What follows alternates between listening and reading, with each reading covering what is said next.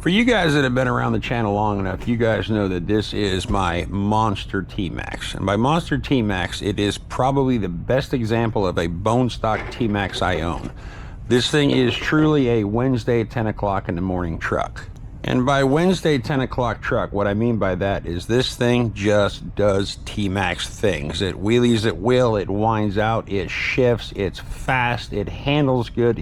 It's just basically the best Tmaxx that I own.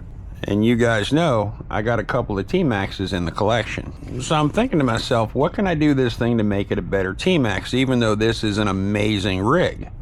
And I'm thinking, well, the engine is still in its sweet spot. Sweet spot meaning she's between basically her 10th and 30th tank when she's going to make the most power she's going to make. Slipper's in perfect shape, no reason to upgrade that. I mean, it's just the servos work good. I mean, it's got a 2070 steering servo in it, and it acts like it's a 2075R. It's just a really good rig. So I'm up at Havoc Speed the other day picking up some stuff, and I see this hanging on the wall. They got an entire wall of nitro stuff, and I'm like, wait a minute, 4995X, and it says reverse upgrade kit includes all components to add mechanical reverse, no OptiDrive to a Tmaxx 3.3, includes 2060 micro servo. And the best part, 50 bucks. $50. And what does 50 bucks get us? It gets us a servo, it gets us a bag of gears and shafts and all kinds of good stuff.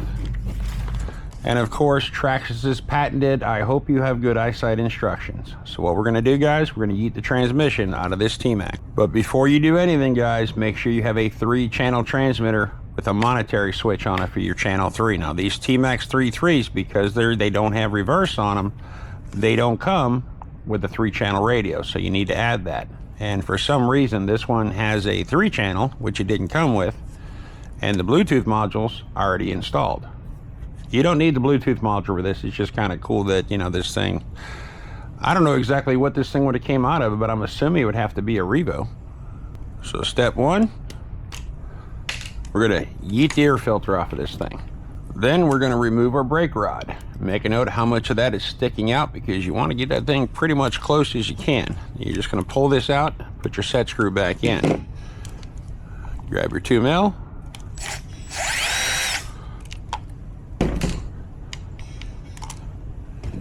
Get your throttle servo arm out of the way. Needle nose. Pull off your throttle return spring. Come on, you used to want to come out of there. Take your throttle linkage, lay her off to the side. Go ahead and yeet your skid plate.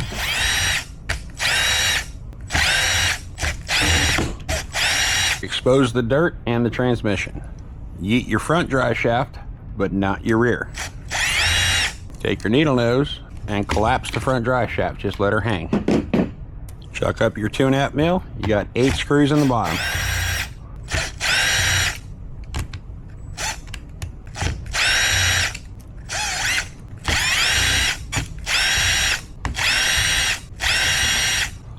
From there, transmission is loose. Put your turtle back on her back, and then give her a forward yeet, and there is your Tmaxx transmission in all of its glory. I'm gonna go ahead and take this thing and clean it up a little bit, guys, before we take it apart. From there, let's chuck up a 2mm, get this brake caliper and disc off of this thing. And also make note on this thing, there is a front and there is a rear caliper, because this little bump right here where this thing doesn't have it, that is what your brake cam pushes on for your brakes.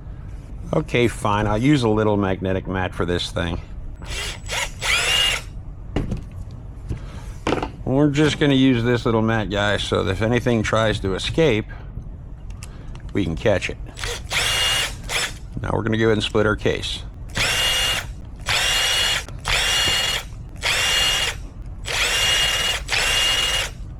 Then once we have our screws out, spur down, finger on the output shaft, and just ever so gently split that case. And this is what we wind up with. So the first thing I'm going to do is I'm going to remove my output shaft, lay it off to the side. I'm going to go ahead and grab me my 1.5. I'm going to push out the plug that they put in the transmission, and that is where your reverse is going to come out of that little hole. So in order to turn this output shaft into the reversing shaft from the original shaft, I'm going to take these two gears and push in these little needle bearings they give us. I'm going to take the shaft, I'm going to take our shift cog, put it in there, a little skinny washer. And guys, these are just thrush washers is all they are. Get those on each end. And then we're going to slide these things over the top. Noting that your openings go towards the shift cogs.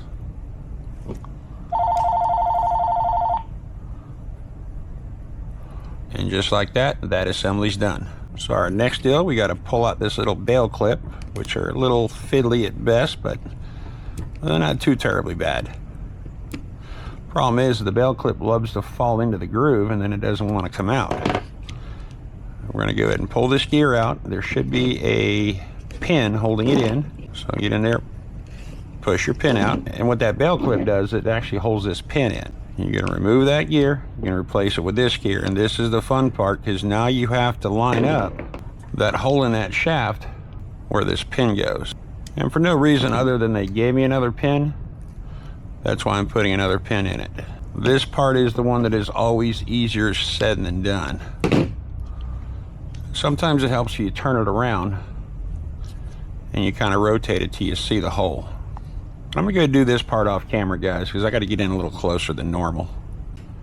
And once your locator pin and your bail retainer's in, just take this little gear here and slide her in. And ironically enough, this thing is the reluctor wheel that your OptiDrive reads off of, so we might explore that in this project. Not sure yet. Alright, so from here, make sure all of our little bearings are in there. You're going to take your reverse idler. It's actually, I think that's the reverse counter shaft. Lay that in there. You've got this little counter gear that's got an offset bearing. So the bearing, the space in the bearing is going to go towards the top. That's going to go in that little shaft that had nothing on it before. Get her to seat, and they give you this cute little bracket here that's got a little flange on it. That flange fits in the slot into that idler gear, and that just lays in there just like that.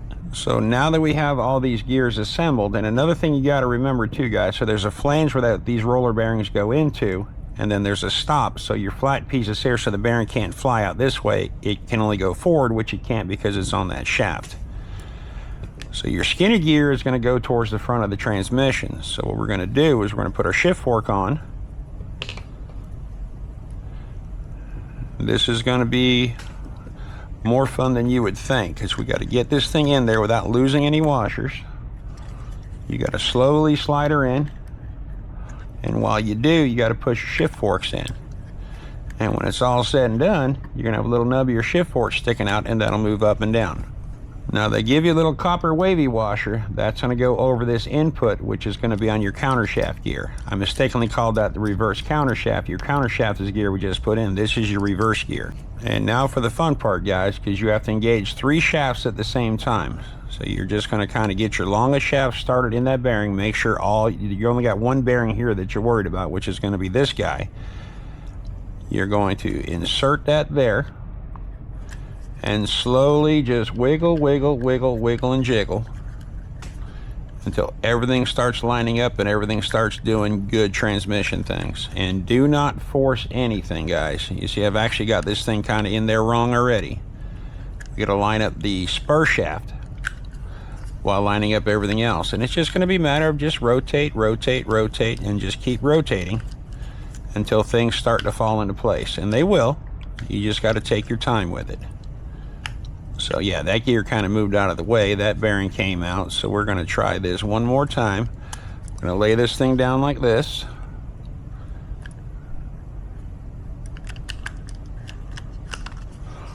And then rotate, rotate. And next thing you know, you got a transmission together. Make sure everything pops in exactly the way it's supposed to.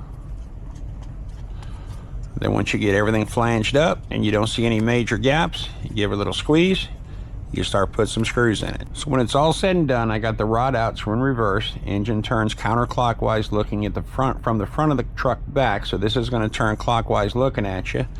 There's your reverse. It popped out. Push it back in, that's your drive. Reverse is your direction. So guys, I'm going to go ahead and put my brakes on this thing, and I'm going to put my drive shaft back on. I'm going to put this transmission back in. We're going to see if this thing is going to work the way it's supposed to. So before we put our throttle brake linkage on, I vote we go ahead and get the arm of the reverse linkage. There we go. Make sure the ball's facing down. Okay, now we got our servo and our rod in. We're just going to snap our ball end on. And Traxxas in the instructions says that this servo is already centered, but we'll see about that. And also make sure your part number goes towards the back. Okay, so from here, we just got to plug this into channel 3, which is always going to be interesting on a Traxxas because they do a pretty good job of wiring these things up. So getting to the actual hole where the servo goes is going to be fun. Shouldn't be too terribly hard.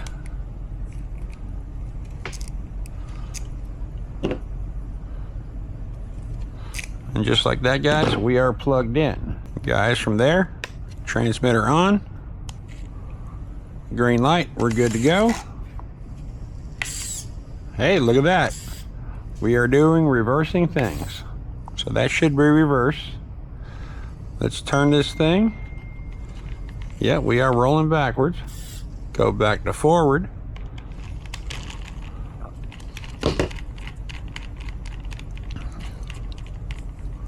And we are doing forward things. We are golden. Let's button this thing back up, get some linkage on it, and get her outside. And yes, guys, I did replace that janky piece of fuel line for my brakes. I thought my brakes were getting a little soft on this thing, but next to those big old brake pads, these things always stop good. They don't take much to get it done. So Wednesday here is notoriously a slow starter. In other words, it's a very, very cold-blooded rig. So we're gonna just idle her through the parking lot a little bit before we test anything.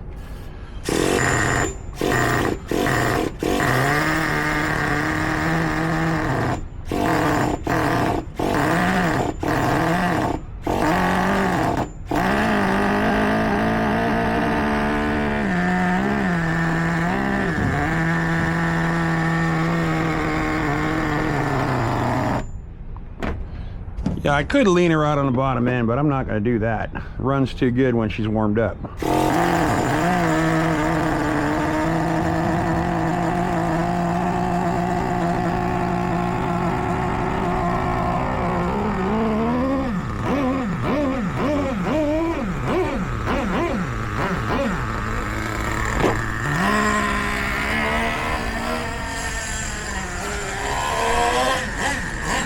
Ordinary, I would lean something like this out, but we're not going to do that. This girl, once she warms up, she is happy. Brakes are a whole lot better. Whole lot better.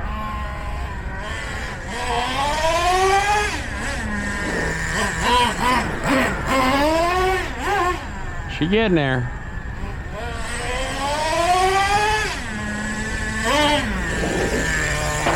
Oopsie.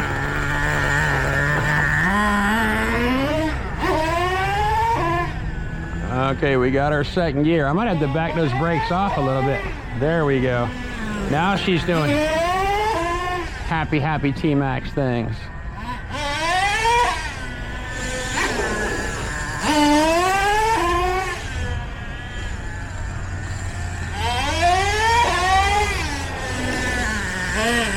Yeah, way too much brake. Oh yeah, now the reason why we're here.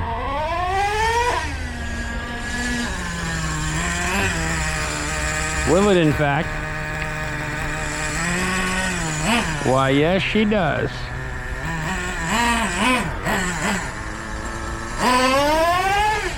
When she gets really warmed up, she is a wheelie monster. Kind of like that.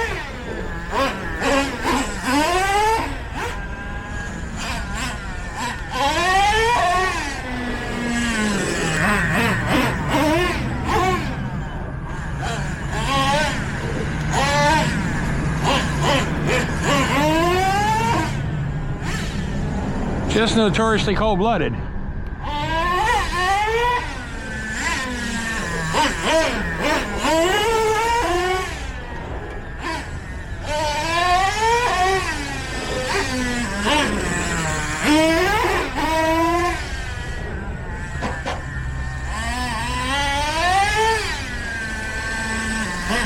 But yeah, why we're here.